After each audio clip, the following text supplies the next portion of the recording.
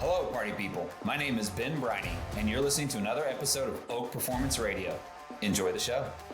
Ladies and gentlemen, welcome to Oak Performance Radio. I'm your host, Adam Lane. If you're new to the show, our goal here is to create some content, some fantastic content for athletes, parents, and coaches. We tell stories, have laughs, and go into everything that is the end game of athletic performance, helping athletes achieve their optimal performance and be the best they can possibly be. Enjoy the show. Ladies and gentlemen, welcome back to another episode of Oak Performance Radio. I'm your host, Adam Lane. With me today, Coach Ben Briney. Coach, thanks for joining us. Thanks for having me. It's great to be here. Yeah, look at this, Ben. This is you've done many things in your life. Now being a guest on Oak Performance Radio is probably the pinnacle of all. So it is. I can now retire. I need to do nothing else in my life. I've made it. I mean, you've married, child. You know, it's probably all downhill from here. So right, exactly. I'm glad we were here for the apex of everything, Coach. For the tens of people that listen to the show who might not know who you are and why you're such a big deal, tell these people who you are and why you're such a big deal.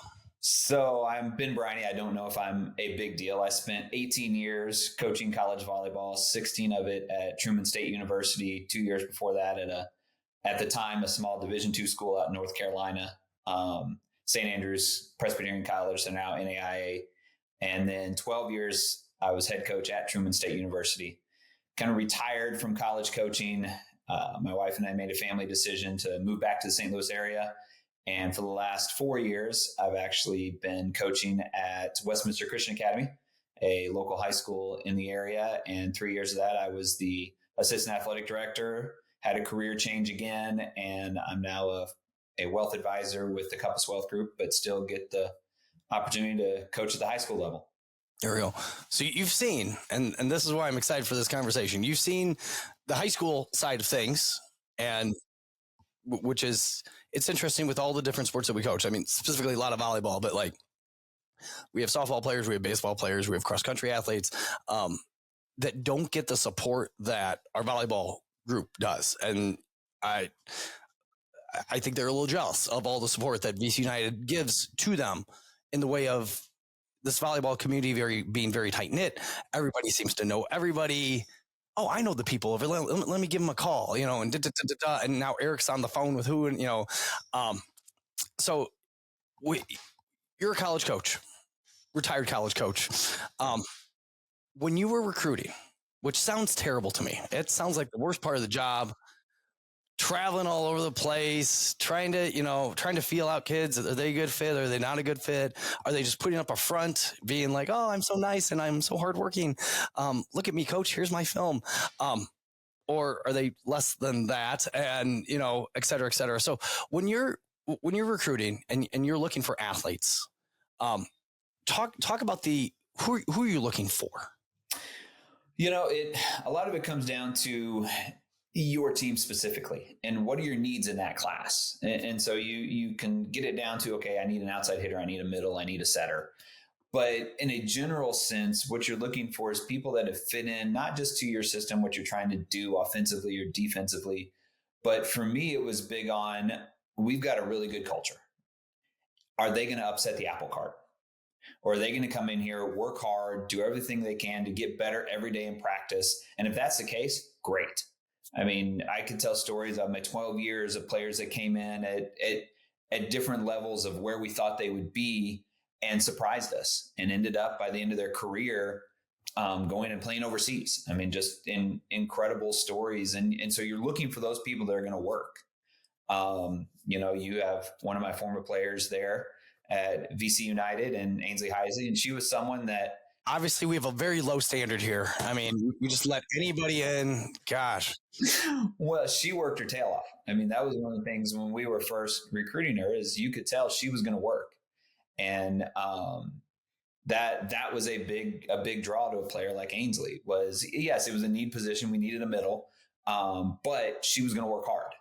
And so for me, that was a big part of it. Are they going to work hard? Are they going to be good teammates? Are they going to be good people?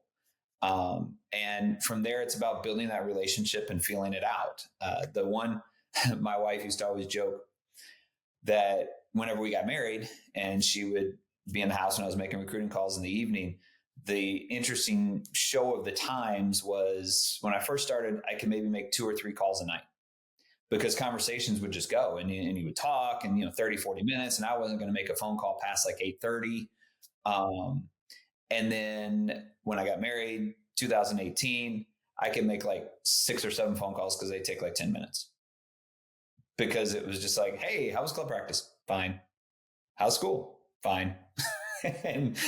But if I text them, they'd write me back a doctoral dissertation, because that's the way that was starting of players started to communicate. So one of the things I push on my players now in high school when they're looking is call the coach up, talk to them, because they have to know they can trust you as much as you can trust them. I got to know I can coach you. And I got to know I can coach you how I want to coach you, because I'm different than the coach at another school. And so I think those are big things. Yeah. So let's hammer that really quick. You could see kids being very comfortable, dare I say, hiding behind their phone, and, oh yes, coach, practice was great. Let me tell you all the great things I did. Versus it's different if you're on the phone and actually, having to speak words, and yes. first tone, and Exactly. You might get a weird tone from a kid, like, oh yeah, I did work hard, whatever it is. It's funny how little of a thing that is, but how big of a deal that is. It is. And I tell my players now all the time, I was like, look, if you've got 2 players and let's say they're recruiting you and Susie. All right. And Susie, she may even be just a little bit better right now, but you're putting effort into developing that relationship with the coach. And it's a school you really want to go to and you really want to play for this coach, and you develop that relationship, that connection, there's a good chance they're going to choose you over Susie, because that coach trusts that they can coach you. And they don't know Susie that well, because Susie's just emailing and texting. So that can be the difference between getting an offer as opposed to them choosing another player. Yeah. Very cool. What else? What else do you look for? Well, obviously there are skill components. Can you play the game? Volleyball IQ. Where are you in this phase of your game and your progression as a volleyball player to understand the game, and does it fit into what we try and do inside of our system? I was big on our offense. We ran our offense through our middles because I wanted to make the other middle hold and not cheat out to our outsides. So I needed middles that could be offensive, that could, even if the pass wasn't perfect, could still figure out how to be an option with the setter. I was big on making sure that we had 6 rotation outside hitters. And can you pass and play defense and then go and hit? There was a lot of our time there at Truman that we ran a 6-2, even while I was an assistant and a head coach. So we needed those. We didn't have the subs to put a DS in the back row necessarily. So we needed the ability to have a player that could play all the way around. And so you've got to have all skills. And it doesn't even matter. For a long time, we had our middle set. So for me, I'm going to train everybody to be a volleyball player. And so our middles took the second ball for a couple of years. And now I wish I could go back, because now there's no doubles in college. So then it really would have worked real well. I wouldn't have to work as hard to train my middles to have good hands. But are you an all-around volleyball player? How good of a teammate are you? There are plenty of tournaments whenever I was coaching college that I would watch a player and I would watch how they interact with their teammates. I'd watch what happened if they get pulled out because they were struggling, how they treated their parents. I wrote a player off one time because she just chucked her water bottle at her mom and said, "Go get me water." It's like, nope, not recruiting that player. And so there's a lot involved in it that sometimes, and the same goes for parents. There were plenty of kids I marked off watching going, no, I'm not dealing with that parent. And in college, it's a whole different thing as far as how much you deal with parents, but I'm not going near there. And so there's a lot involved rather than just being a good volleyball player. That's a small piece of the puzzle. Yeah. So I find it interesting. We've hosted quite a few of these college showcases. Eric will call up 15 of his buddies, and they'll come in on a Saturday, and all the kids will get different colored pennies depending on what class they are, and blah blah blah. And it's interesting because we have a lot of kids. We have 150 high school elite volleyball kids. and they're good kids. These are good kids. Now, some of these kids might work a little bit harder than some of the other kids. They're just sometimes, we have some kids that are always, insanely A+ effort all the time. They handle this whole marathon of club sport really, really well. Their highs aren't too high, their lows aren't too low, and they do really, really, really well.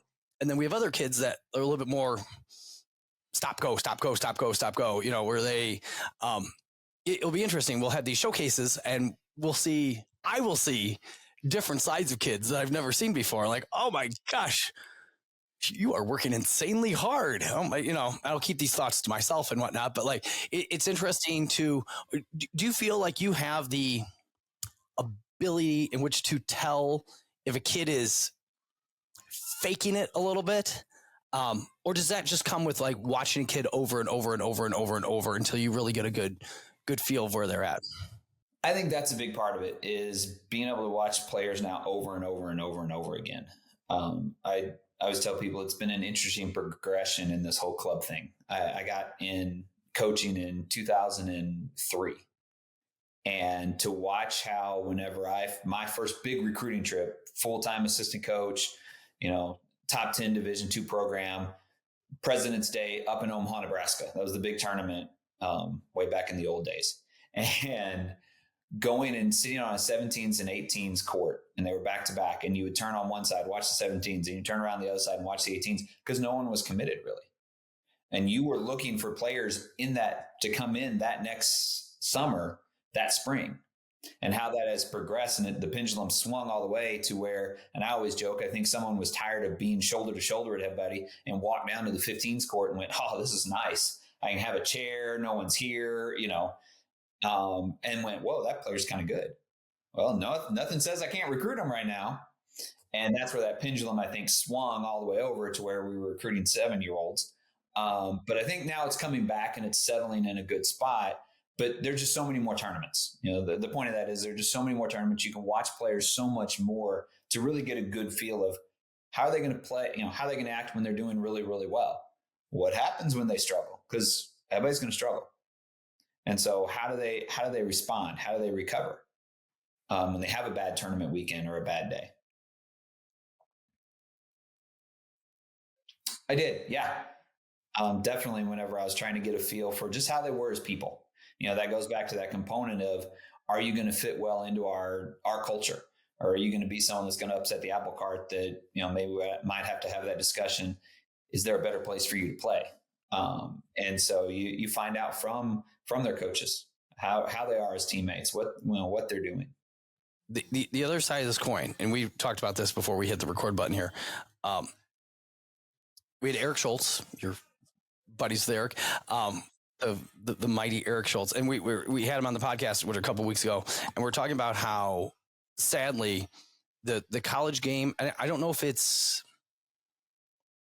humanity or NIL or just whatever it is, but this game of college is that so many of our coaches and whatnot had such a phenomenal time with. Like they really enjoyed their college experience. This college experience is changing a little bit, and we've had kids, and I feel like too many kids who are absolute dogs. They are tough. They will fight. They are good attitude. And they will go to a program and not enjoy it at all. And I don't know if it's them being a baby when it comes to like, hey, suck it up, buttercup. This is the real world. Like, if you're good, you'll play. If you're not, you won't. And they might not use nice words to put around, not, whatever. But what's your take currently? Like you kind of wound your way out of the college game, which I can't imagine coaching college for that long, how much of a grind that is. What's your take on the current state of college sports? And I think there's several different factors, and I think it comes from two sides colliding. I think on the athletic side, the administrative side, the volleyball, the coach side, there's a there's one thing you have to remember is I'm coaching to pay my mortgage, to put food on my kids' table. I'll never forget my first year coaching out of North Carolina. There was an incident that happened on the team, and I was coaching. He was one of my mentor coaches, and I loved coaching under him for 2 years. But he was a guy, he was going to get after you. And I'll never forget, he called the team in. Something happened with the team on campus. And I thought, oh, he's going to, like, this is going to be glorious. The chewing that's about ready to happen, like, this is going to be legendary. But I'll never forget what he said. He walked in and he said, hey, things happen. We make mistakes.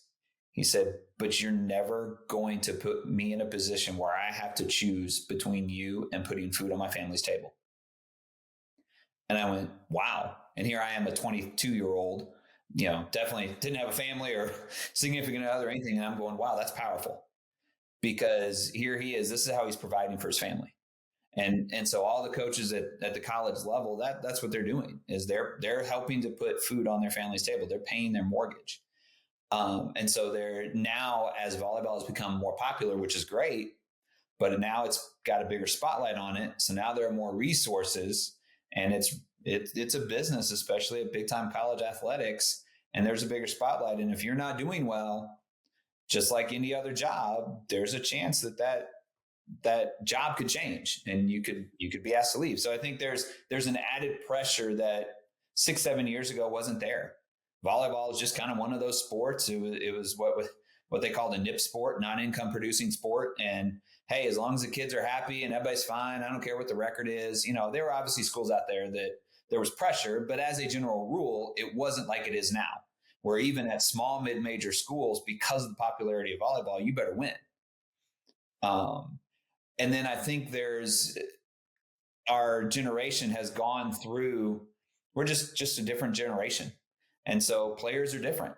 And I think there's a little bit of that, whoa, I wasn't expecting this when you walk in. And now I don't want to say that, hey, it's all fun and games in high school and club, because that's not the case. Obviously there's a reason VC United is a great program and they drive and they're there for winning, but it's not the end all be all. Does that make sense? Whereas at the college level, that's what I'm judged on 100%. Like, people can go on I'm still on the website. You can go look and see how good or bad a coach I was. And you get put in that environment when you're not used to it. I've got several of my players now from high school that are playing. And I was just talking to one of the parents and I said, that's always the hardest year, is your freshman year. You walk in, everybody played. You're one of the best players in your high school team, but so is everybody else in the gym. That's why you're there.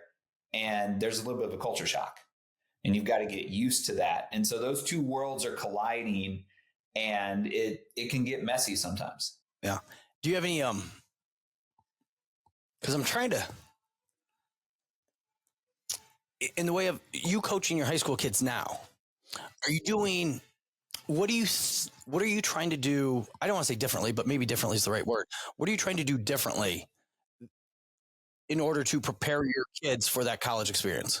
One of the things when I first took over, I actually told my assistants, because I had a JV coach that was there and a freshman coach that was there already. And, the thing about high school is they're there. You're not going to come in and clean house necessarily. And incredible staff. I mean, I was very blessed. We walked in and won back-to-back state championships. I mean, it was pretty crazy. Especially going from, I told Ainsley's group in the locker room, whenever I left Truman, they were the last team I was going to ever coach. Like, I was out of coaching. And plus I said, I'd never coach in high school, and God said, watch this. But one of the things I told those assistant coaches was, if I hear this isn't college, we can't do this, I said, I'll get rid of you. So from a tactical standpoint, from a training technique standpoint, I didn't change anything. We were on the same tempo offense. We had the same set calls. We were in practices the same. Now, I'm sure if someone like Ainsley or the players I coach at Truman came and watched me in the gym, they would be like, who is this guy? He's so nice. No. They jokingly say, well, did College Ben come out today? When I was in the office full time, they'd always be like, hey, I heard College Ben kind of came out today, not high school Ben. But it is it is very interesting for me. It's a different, I can go home and sleep at night for two things. One, whenever they leave the gym, they go home to their parents. So I don't have to worry about them at night because they're with their parents. Number two, I'm probably more than likely not going to lose my job if they have a good experience. If they're enjoying their time, if all things are copacetic and everything's good, I'm probably not going to lose my job. And so there's a different level of, hey, we're going to go be good. We've been put here for a purpose. We're not going to slack off. But there are some things that I find myself going, okay, I'm still dealing with 14, 15, 16-year-olds. You look at that and like, why don't you know that? Why don't you know to go there? And it's like, because no one's ever told them. I'm the first person to tell them. It's not dealing with a college freshman, sophomore, junior, or senior who should know it. It's just a completely different game. And I really enjoy it. I was a little burnt out. The college grind had kind of gotten to me a little bit, and being back in high school where it's just about teaching, I don't have to worry about recruiting. It's really an enjoyable level to coach. I'm trying to think. I'm just being reflective here. Like if we're too nice on our kids, if we're too, and I don't want to say nice. Like I don't want to imply that like it's not a standard or like it's just rainbows and suns. Like, high five, you get a popsicle, you showed up today. Like no, it's not.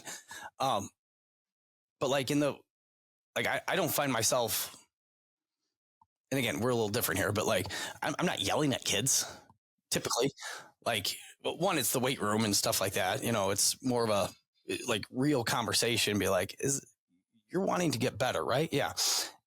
That weight on that bar right now, is that telling me that you want to get better? No. Okay. What do you think we need to do? Add more weight. Okay, here we go. Let's do this. You're putting this together. And to your point, like the standard didn't change in the gym. It was, and this is a work in progress. I mean, even still, I'm okay. How can I get better? We made it to state quarterfinals this year. We're up 2 classes because kind of like Illinois, Missouri has you win as a private school, they're going to put you up a class, and we've won twice. So we're up 2 classes. And so we're fighting teams that have enrollment in their high schools that are 4 times our size. And I'm still looking back going, okay, what can I do different? How can we hold that standard even more? And I think part of that is just being willing. I had another mentor coach of mine say, and this has always resonated with me when I was in college, is the way you make tough conversations easy is you take the emotion out of it. And I think that's the biggest thing we can do is be more willing to have the tough conversations more often.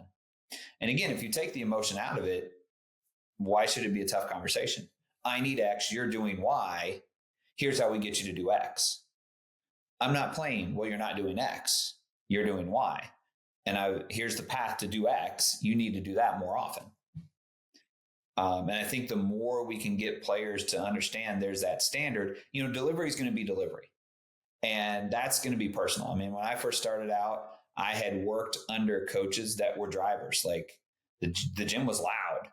And that's how I thought, oh, well, that's how I got to coach. And this is who I'm going to be, And then probably about 5 or 6 years in, I remember thinking, I'm not going to make it another year. Like I'm wearing myself out and I'm not being me. So it didn't mean I didn't get, whenever we needed reminding, I didn't remind the team we needed to be better. It was, I need to coach and be who I am. And I think sometimes that gets lost on coaches at all levels. Don't try to be someone you're not. Yelling doesn't equate to I care. I think at least as a young college coach, I equated, well, if I'm being loud, that means I care. That's showing them, hey, I'm working hard as a coach. When no, that's just me being upset like that. I have a kid in my mind right now, and if I interpret the story the way I was told the story is, and I love this kid. Like this kid, I would, if she ran for president tomorrow, I would vote for her. God, I hope she doesn't go into politics, but like she, just a tough, hardworking kid. Overcame a couple like little injury stuff in high school, but like overcame it because she worked her tail off, and wanted to play and wanted to get better, and got that dream school. And if I understand correctly, basically got like pulled out in front of the group, in front of her college team, and basically got berated, and a line such as like, I don't know if you've ever played volleyball ever in your life, like came out and stuff like that. Like it was just, now again, from the coach side of like, hey, I'm here to pay my mortgage and put food on the, like there's that. So I think like that's where the emotion can get away from people. Like I'm right now, I sleep well at night because the kids go home, they go with their parents, we're trying to stay. I mean, this sounds, I don't want to say selfish, but like, it is what it is. Like I'm trying to stay in everybody's good graces. Sadly, so people continue to come to us and pay us money so I can put food on the table and pay my mortgage. So like, there's that end of it. Is there any way to prep a kid for, not like verbal, but like to get, hey, Sally, it's not going to be rainbows and sunshine. They might get on you. They did like, is that a thing that you being in the high school realm now, is that a thing that you would or you do prioritize or would prioritize, or in which just to like, let these kids know that, inside these four walls, it's amazing. However, you decide to go somewhere else, like, college is, it's going to be different, and you just got to be, you got to be ready. Like, I don't think this was abuse. I don't think it was like this was, but it was a coach who probably crossed the line a little bit, in my opinion. And I say this because back in the 90s when I played football, I got a clipboard broken over my head the first day of practice, just because I was the guy standing in the middle. Like I was the good old days. What's going on? We're going to get it together. And I just happened to be standing there, and I was wearing a helmet. It was fine. Not a big deal. People would lose their mind over that today. But like, so I don't know. I'm trying to like, I want our kids to, like, I forgot how many kids we sent, like 40 kids to college last year, and we're thrilled with that number. However, I want 40 kids to be having phenomenal experiences, not 8. What are your thoughts? I think it takes two things. I think one, from a recruiting aspect, you've got to do all of your homework. So ask to go watch practices. Talk to the players away from the coach. Like I would encourage, anytime we would have a recruit come in, I would say, you need to come watch practice. And I'm not going to be different. It's not going to be sunshine and rainbows. I got onto my team plenty of times with the recruit in a room because I wanted to make sure like nothing changed. This is what you're getting. And maybe we lost some kids for this second comment as well, but I always told them, go look at other places. I encouraged them to go look at other schools because I wanted them, when they came back and it gets hard and I'm getting on them and there is a standard I'm holding them to, they can't go, oh, well, what if I'd have gone and looked at State University? Well, no, you did. And you chose us over State University. So there was something there that you liked. And I think that builds a trust. And that's the biggest component is, can you trust that person? And we're all humans. We all make mistakes. There are plenty of times I look back over my 12 years as a head coach and go, that was a dumb mistake that I made. And as I got older, there were times I would apologize to the team and go, that was my fault. I shouldn't have done that. I was angry. I coached out of anger. I didn't coach out of coaching you all. But I think that's, as the player, that's your job. You've got to go do the homework. You've got to ask those players. I would tell recruits, you need to talk to my players. And I would tell our players, be honest. You all know what we have here. You know the type of culture we have. Be honest. Because then you can tell them, hey, yeah, there are times it gets hard. Hey, our 5th set workouts in the weight room, they are not fun. And especially with 6 a.m. on a Friday morning, like they're not fun. But they need to know that. And the second part of it is I do believe that more coaches at every level, not just college, but more coaches need to be more who they are. I do believe that, especially as we're younger, and And there needs to be more of a time allowed for coaches to build something. I mean, when you're told by an AD, you got 3 years, and you might not even have 3 years. I mean, more and more volleyball is getting like football. How many times are they buying out football coaches' contracts? Justified or not, I used to always joke the job I wanted was a fired Power 4, Power 5 head football coach. I mean, because you only have to work a year and then you're getting millions of dollars. You weren't even allowed to build your own culture.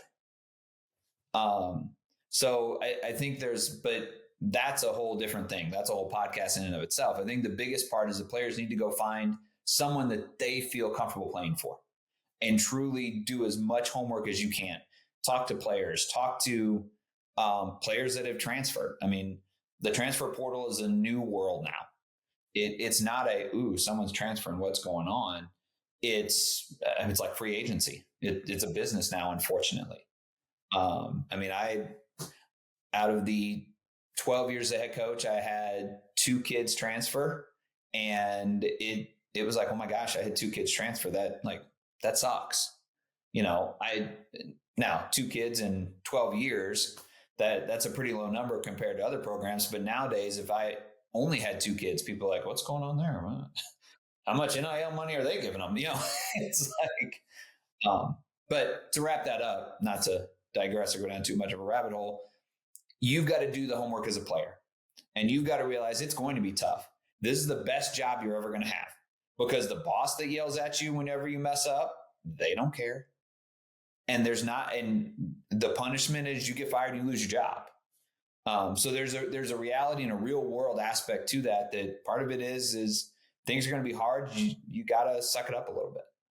Coach, I think it's a very mature answer you just gave there, because I do remember being a 20-something coach, and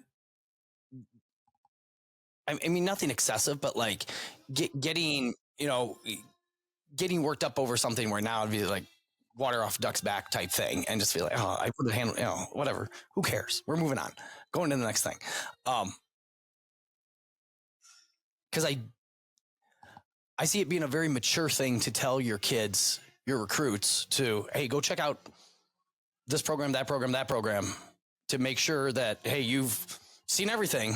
And, I don't want you to come here and then think the grass is greener and then leave, which obviously your kids didn't leave, which, yay, Rob. I mean, that's fantastic. I see too many coaches. Tell me if you think this is true. Too many coaches feel the pressure of, again, everything that we're talking about in the way of, hey, you have 3 years to turn this program around. And, that's not even one recruiting class. Like, that's not even, we don't have time for anything.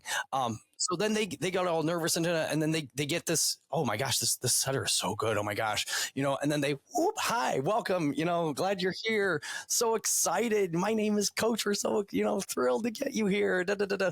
And there's fakeness right off the bat. And then that leads, and maybe that athlete works out. Maybe they're amazing, or maybe they're a prima donna and super high maintenance and is cancerous to your, what word did you use? To your culture.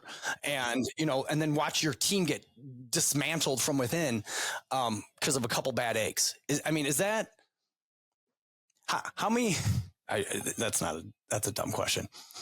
I see. Well, no, well, I just see, I just see your take on that being a really mature take, that if all coaches had, we'd have the transfer portal would be so much smaller than it is right now, but it's not. I think there's a lot of fakeness, and there's a lot of, people trying to, I don't know, they don't build that relationship the way they should. And then good, bad, or ugly, like, we have this transfer portal. So if it doesn't work out, it doesn't work out. I'll switch next year. And I'm amazed in the other sports. I'm amazed in basketball, how, like, every year University of Illinois has a completely different starting five. Like, who are these guys? They came out of nowhere. Yeah. Well, and I think it really comes down to, as a player, do you trust your coach? Because if you trust your coach, then you can go, okay, I know coach was having a bad day that day. And coach, if you trust your players, you can go back to him and go, hey, I apologize. I was having a bad day. and this isn't going to be held against each other. And that's why it goes back to what I said in the very beginning of get on the phone, stop with the texting. Players and coaches don't know each other that well as a general rule. I'm sure there's, I'm generalizing. I'm not saying no one's talking to anybody, but my experience my last few years is the majority of the conversations were 5 minutes long. And, a lot of those kids came and played for me and it worked out great. And, but I think there's a disconnect just because of the world we live in. I mean, you can do everything on this. I could do my entire job on my phone. I don't even need a laptop. That's crazy. I wish my grandfather, who was a math teacher, was still alive, because he always said, "You're never going to carry a calculator around with you." Grandpa, I don't even have to put in the equation. I can just ask Google what it is. But that's our world now. It's instant gratification. It's right now. It's, everything I want is right here at my fingertips. And I think that trust needs to be built both ways. And when you have that, and you can trust that coach, you can also have that, oh, I made a mistake, both ways. Because we're human, right? I think we forget coaches are human, and you have a bad day. Yeah. The advice that I give to, because this is funny, again, not a recruiting anybody, but it is so interesting because I do see, gosh, and not to toot my own horn, but this from the strength and conditioning world of things. Like, I feel like I have a magic 8-ball and I can predict what athlete's going to be successful and what athlete's not. Like, I just by their work ethic with us. Because the game is the game. It's fun to play the game. Like, I don't care what game it is, basketball, volleyball, football, whatever. It's fun. I got to go play a game. And we come in here and like, hey, we're doing 5x5. They're like, oh, but like, if they go, and then do it, and they work hard at it, because they know the benefit, hot dog, if they, and then they slack on it, and then, hey, I'm looking for 5 solid sets, and you just gave me 2. Like, well, is this getting the job done? Like, you're trying to be here, and you're giving me this effort. Like, is that going to get you there? And then we see that carry on into college. Be like, oh yeah, I stopped playing after my freshman year. It wasn't a good fit. I didn't want to. Blah blah blah blah blah. But where the heck was I going with this, Coach? This was obviously not that great of a thought. How do you stay motivated? Or how do you motivate them? This is where this goes. Okay. I'm amazed how arduous of a process this whole recruiting thing is for the kid. Like, if you want to make sure that you like to just have like 2 schools and be like, oh, I hope this works out, and make a couple phone calls, send a couple texts, it's not going to get the job done. Like, you're going to need a spreadsheet, and you're going to have everything listed off, coach, assistant coach, phone numbers, emails,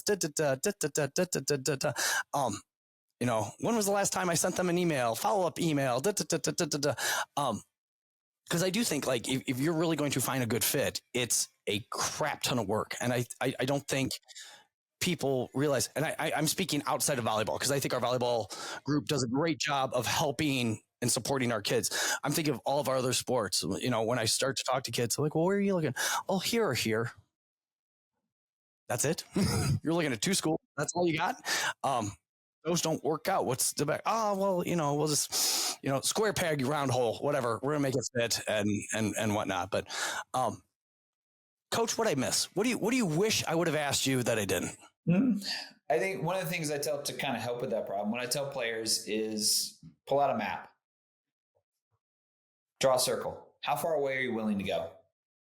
And then figure out the schools inside that circle that have what you want to major in. Obviously, don't schooling? Go to what? Education? Know, right? Oh, exactly. Oh, gosh. Don't go somewhere that doesn't have your major. That's kind of doesn't defeats the purpose. But from there, decide what you want. And that's the wonderful thing is, if you want to play in college, there's a place for you. And it's just finding what your fit is. Is it Stanford? Is it, I'm trying to think of schools.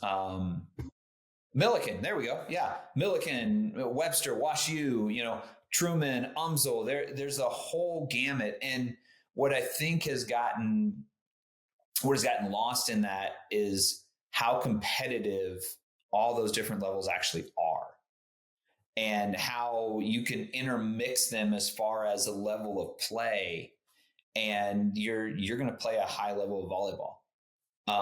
Whether it's D1, D2, D3, NAIA, going to junior college for a couple of years.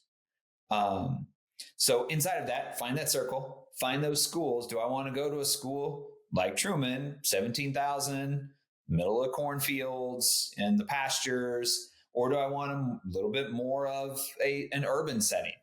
And then hopefully you've got 3-4 choices inside of that to be able to go, okay, I like Coach A over Coach B, and I've gotten to know that coach, and I really trust him, and go from there. Because I do think that a lot of these issues that we find are a lot of it is just repairing that trust. We as coaches, we as a profession need to get better at building that trust with our players and having honest conversations without emotion.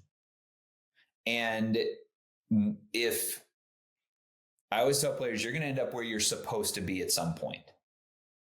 If you're doing your job and I'm doing my job, you're going to end up where you're supposed to be. If it's here, great. If it's not, and it's even at a competitor, hey, we're going to shake hands under the net and be like, hey, how are you doing, Susie? How's life? How are things going? Good. That's awesome. Because in the end, irregardless, the Final Four is coming up next week. It's just a game.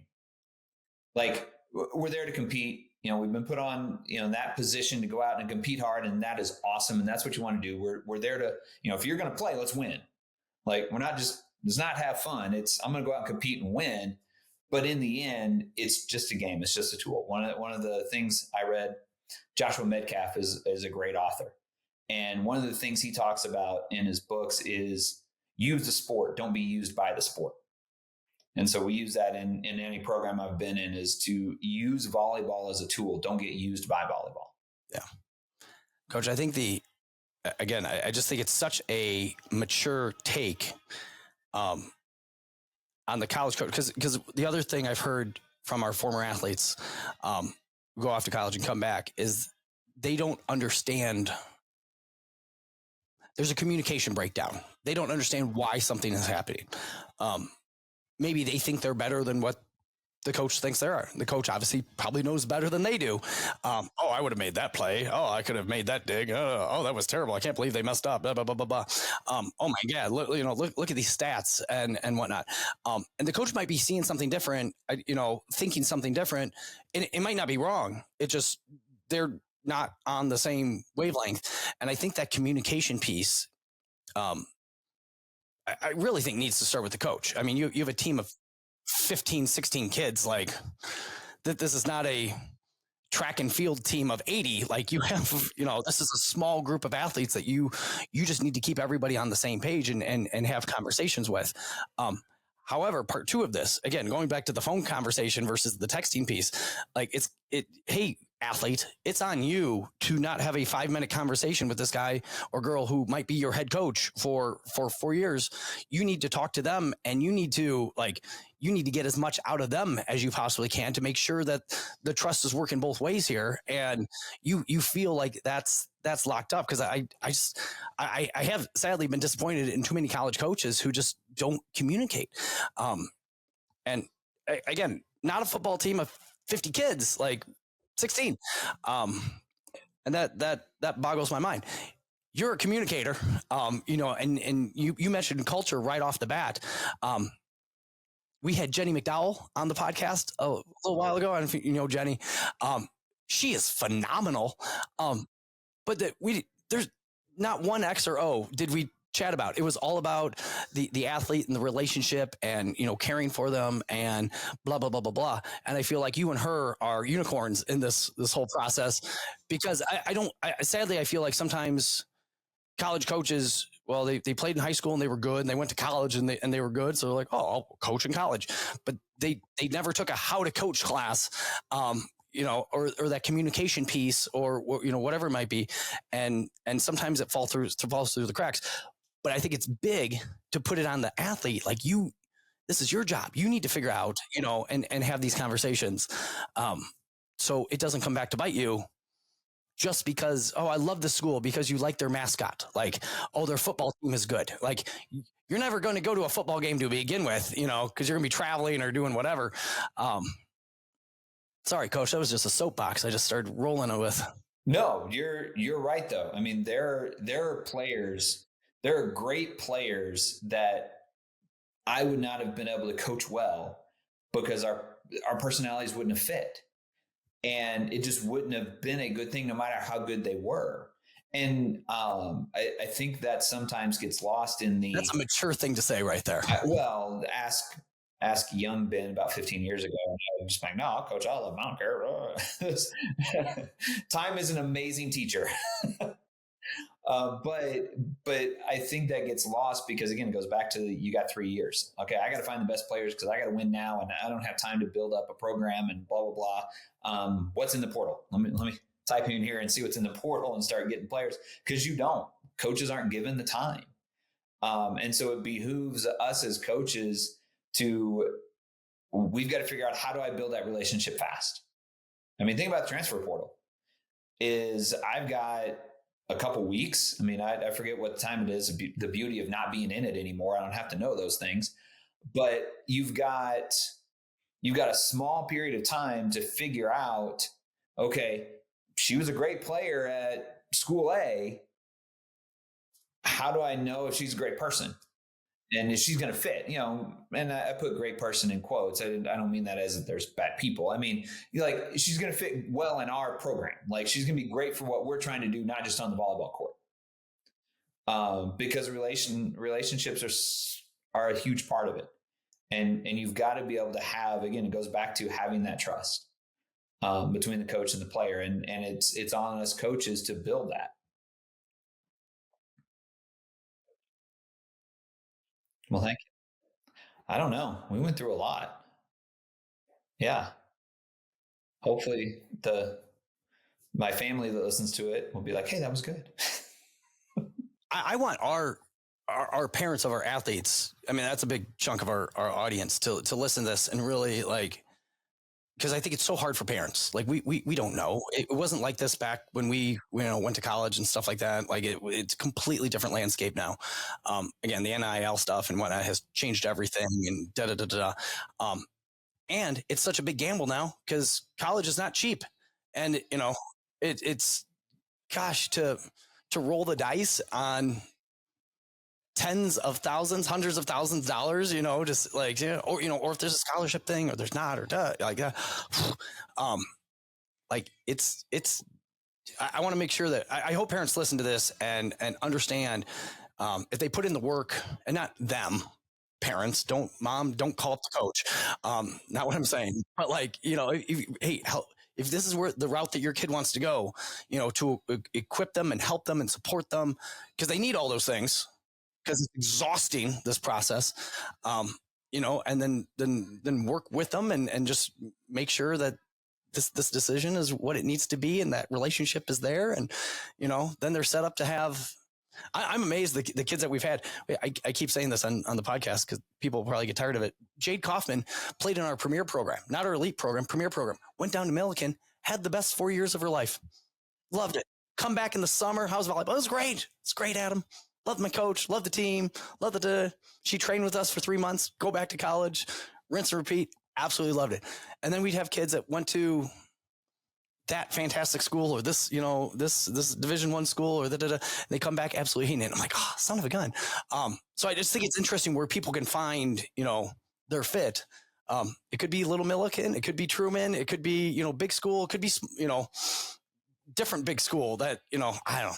It's confusing. It's tough. No, and again, I keep hammering this, and I sound like a broken record, but us as coaches, and this is the part I'll put on us, is we've got to do a better job of making sure in this world of I can just text, we don't get caught up in that too. We've got to build that relationship. We've got to be honest with our players and our recruits and make sure we are being authentic. And this is what you're going to get into. and being willing and humble enough to go. I mean, I always, if I pick a bad drill, I'll tell my team, my bad, that looked a lot better in my head. That did not work. Or, hey, bad day. Didn't mean to get that loud, because that builds up that trust. And then it's a lot easier for that player to go, hey, I know this isn't personal. This is just about trying to make me a better player. And if we're doing that, and then the players are doing their piece of helping build that, because the relationship's two-way street, right? So if I'm just talking to one person, it's not going to work out very well. Well, again, Ben, I think this is what makes you such a great coach. Like that again, it's a very mature thing to say. I think too many coaches don't apologize, when they mess up, and there's like, oh, my way or the highway. I said something, gosh, what was it last year? I was trying to just make a very general statement about how we need to recover better, guys. There are a lot of tournaments coming up. It's still early in the season. We still want to, we want to train hard on our side of things. We're going to lift some heavy weights. We're going to push some heavy sleds. We're going to get after it. But you have to get after in practice. You have to get after it during the weekend. You got to go to bed. You got to eat good food. You got to rest and recover, blah, blah, blah, blah, blah. And I made a joke about, nobody cares about your 7 AP classes that you're taking. And the look on these kids' face just went like, I totally insulted, and like in the moment, I didn't think much of it.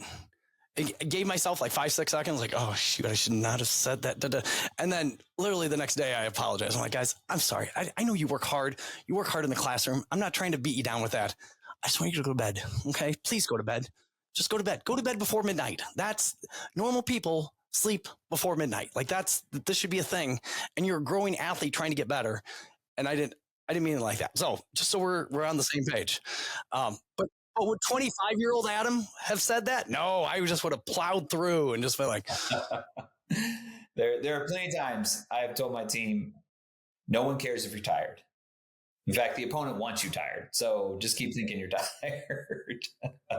No, I understand that. Funny story of a coaching friend of mine in practice one time.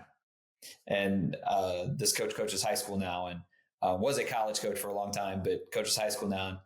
And one time said, ask the team, and they coach basketball, ask the team if they were tired and who's tired. And some little freshman actually raised their hand and yes, you apparently you could see all the upperclassmen go, what are you doing? So the joys of coaching younger student athletes as opposed to college where they haven't quite learned, that's rhetorical. You're not supposed to answer that. Coach, I'm a little tired, actually. I am a little tired, Coach. Can I? A little parched, too. A little thirsty. Yeah, right? Can we get some water? Can we get a break here? You're wondering. Thank you for asking. I appreciate it. Yeah. So, Coach, are you very busy on the social medias at all, where we tell people to follow you and check out all the amazing things you're doing? I would be about the most boring follow ever. And in fact, right now, I actually think my Facebook is locked. And I tried to log on the other day and it said someone tried to get into your account, the 5,000 people a day that try to get into everybody's Facebook account. So they locked it. So unfortunately, there would just be, because we're big Alabama fans and my family would be a bunch of Alabama memes. And yeah, that might be about it. But I am on social media. I am there. It exists. When you blow up, you let us know, and then we'll tag you all over. It's after this podcast. There we go. Probably. This is. I'm waiting for it. Watch the internet break after this podcast. I'm going to become an influencer. That's going to be my next career. Yes. I'm going to be an influencer. Because you're working way too hard for what you're doing. Just make some TikToks, and you'll. No. There we go. Well, man, I really appreciate your time. I really appreciate Ainsley connecting us. She was very excited. She's like, "This guy, he's a good podcast right here." I love her. She's awesome. Yeah. No pressure. No pressure. You exceeded expectations. Well done. Well, thank you. Yeah. Coach, appreciate it. Listeners, thanks for listening, and we will catch you on the next one.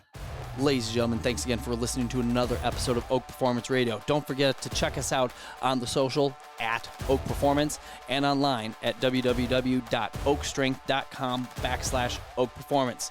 Thanks for listening, and we'll catch you next time.